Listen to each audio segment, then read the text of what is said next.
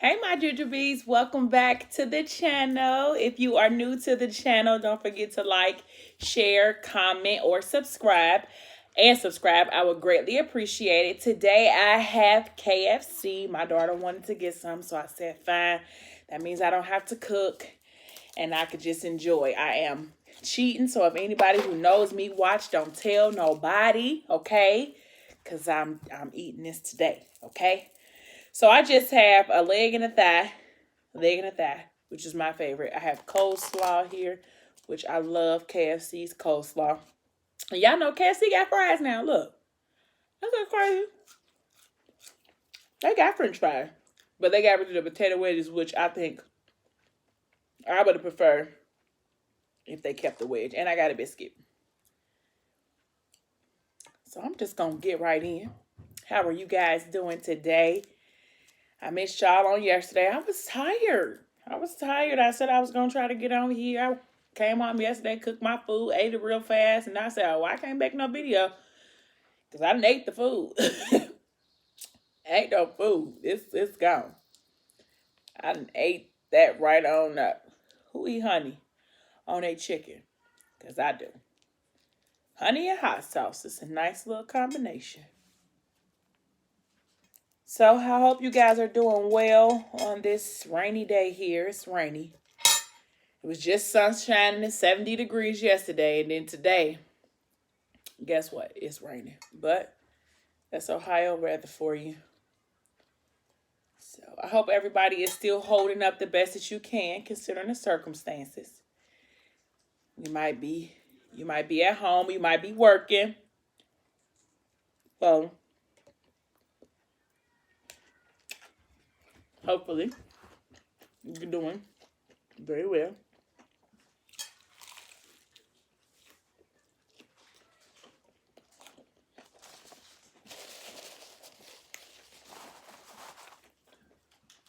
Here, you want some?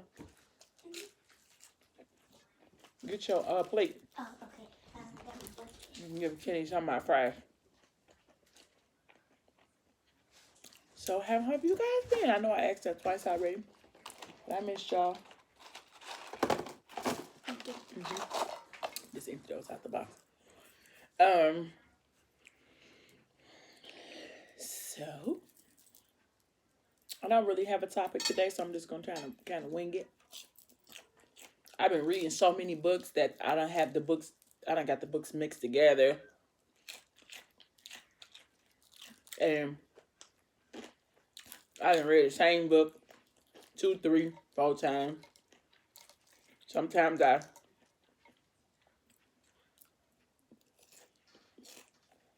go back and read it the same parts over again, like it's gonna change. But a good author. How you like that? So I'm hungry. I've been reading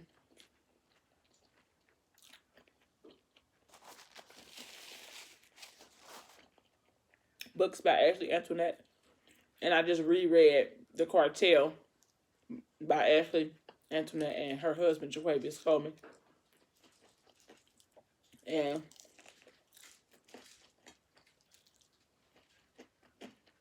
words are very powerful. And it's crazy how I read The Cartel maybe 3 years ago, maybe. When I read it, all the books that came out. So whenever the last book came out was the year I think that I read it. So of course the first time I read through it so fast, like I do all the books.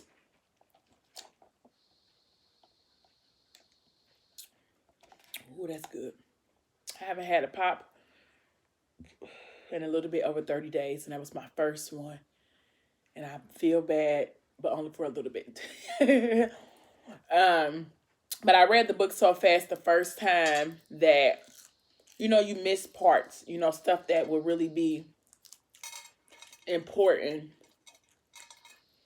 And you miss how I think each time I read, I get a different message, than I did the first time I read it.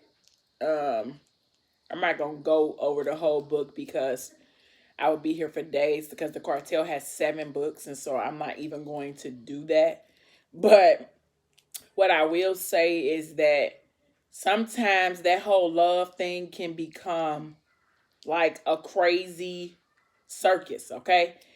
You know, you love somebody so hard sometimes that you neglect yourself. You know, you forget about you or who you are and what you want because love blinds you, so to speak. You know, sometimes, yeah, you can get into a relationship with somebody and the love empowers you. But at the same time, you could also get into a relationship where it consumes you and you no longer are an individual. You become so wrapped up into that love affair. And in the cartel, even though they were two individual people, Mia Moore and Carter, they she became a different person for him. Even though she felt like it was a better person, she tried to calm herself down and minimize who she was in order for her, and not in order for him to love her, because he loved her for who she was, but she felt like he was deserving of a new her, not an old her, you know. And granted, it probably was a positive in her new life, you know, but he liked her just as she was. She didn't have to be anything else. But she wanted to be something different for him, something better in her eyes. When in his eyes, she was already the best, you know. So sometimes we lose ourselves, and not necessarily we lose ourselves thinking that our spouse wants something different when all they want is you for who you are and what you offer. You know, you don't have to be made up or change who you've been to be with them because they love just you. Just you. Just regular old you. And I think sometimes we do that, you know. Maybe he like long hair, or maybe he like, you know, when I get my nails done, or maybe he like when I talk proper and I don't use certain type of language. You know, you try to pick up on those things. Maybe he like me better if I do like this, not realizing that you already the prize. You don't have to become what you think he likes. Because if you have to be something other than what you are, then maybe you should be with somebody else who could take you for just who you are, you know? So, and I'm not saying that only women do it, because I know men do it too. Sometimes they try to be less macho, you know, if they come across an independent woman, they try to uh, not be so manly, to let her lead the way, you know. But the moral is, you know, you be who you are. And if you'll attract who's supposed to be for you if you just be who you are. Because just imagine if you're spending years portraying to be something other than who you are, only for your spouse to find out that you like a clone of who they want you to be. And then years later, when you don't want to put up the act anymore, now you the real you. And they don't like the real you. Because they have fallen in love with who you pretend to be. So just be you. Just be who you are. And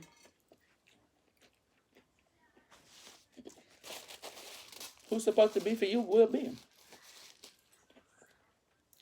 And in the other book series I was reading, it started off with I'm Off to a Flame, and then there's the Ethic series. And then after Ethic is a book called Butterfly. And in that book, even in those series of books, it's the lesson. It's a whole lot of lesson. Like, and one of the couples in the book, Morgan and Messiah, they have a love that's so strong and intense and like, rah, you know, it's like, it's almost indescribable to a sense. Like, she was so in love with him, and she thought that he was gonna be the man of her dreams, and well, he was the man of her dreams, and she loved everything about him, and he made her feel like a woman, and He made her feel secure and pretty and all of that. He was feeding her insecurities. Naturally, though, it wasn't like she was giving him a list of her insecurities and then he was trying to hype her up. He was fulfilling her insecurities. But at the same time, she became so dependent on him emotionally. And she didn't want to be with anybody else. And she felt like she couldn't breathe without him. Like, it was so intoxicating to where when he was no longer with her, she didn't know what to do with herself. She didn't know who she was, and she was young. She was only 18. He was 25. But she was young and she felt like he was her first love and there was nobody else in the world like him, you know. You know how it is. You like somebody, you be like, oh, that's my boo. I love him so much. Nobody can compare to Johnny. But that's how she felt, like he was her everything. And I can say that some of us women probably want that fairy tale love, but we don't want that fairy tale heartbreak. And when by giving him all of her, all access to her emotionally, physically, mentally, when he was no longer who she thought he was, she was broke. Okay? In half. She was broken completely in half. And he tried to make the blow not so intense, but it still got her. She felt like, and it was so sad because she felt like, even though he did something wrong to her, and even though he messed up, that she still didn't care. Like, I still love him. All he got to do is come back.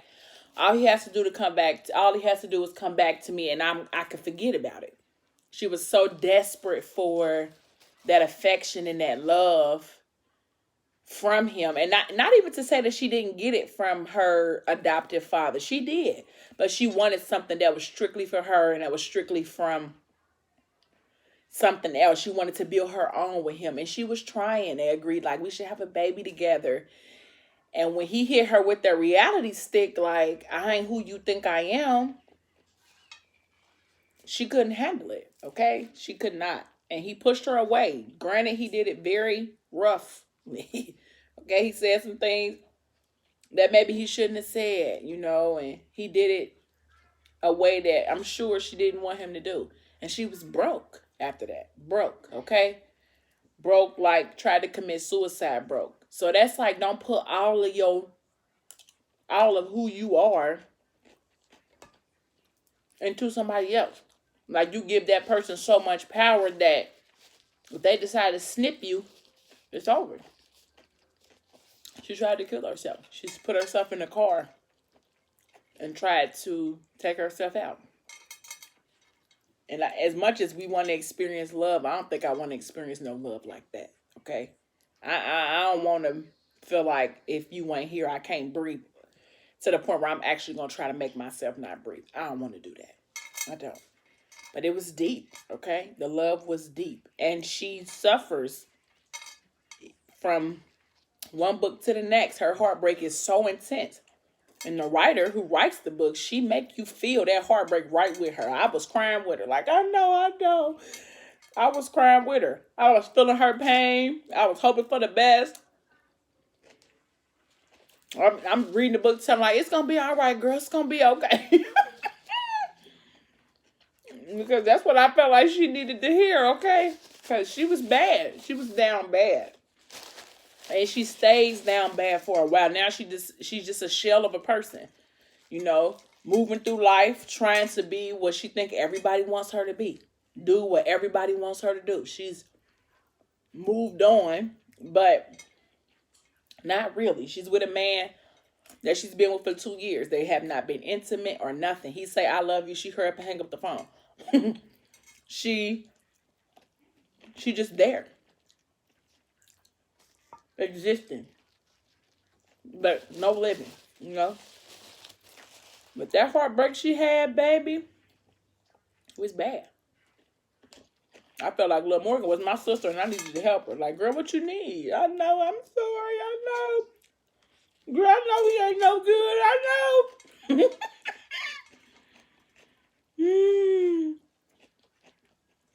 Even though he felt like he had a reason for doing her the way he did,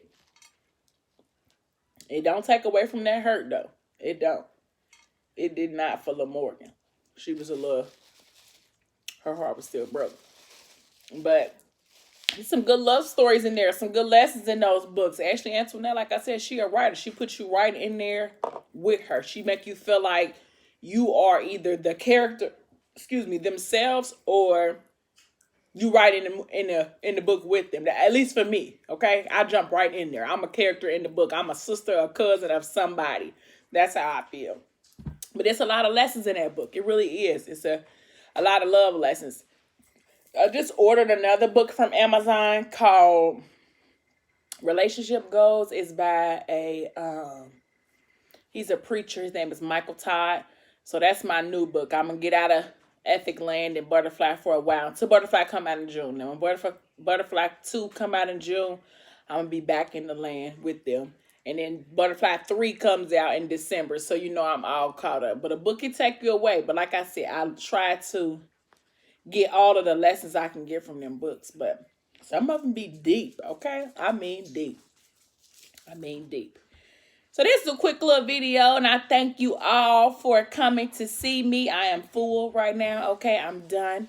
Don't forget to like, comment, share, and subscribe this video. I would truly, truly, truly, truly appreciate it if you did. Until next time, Jujubee.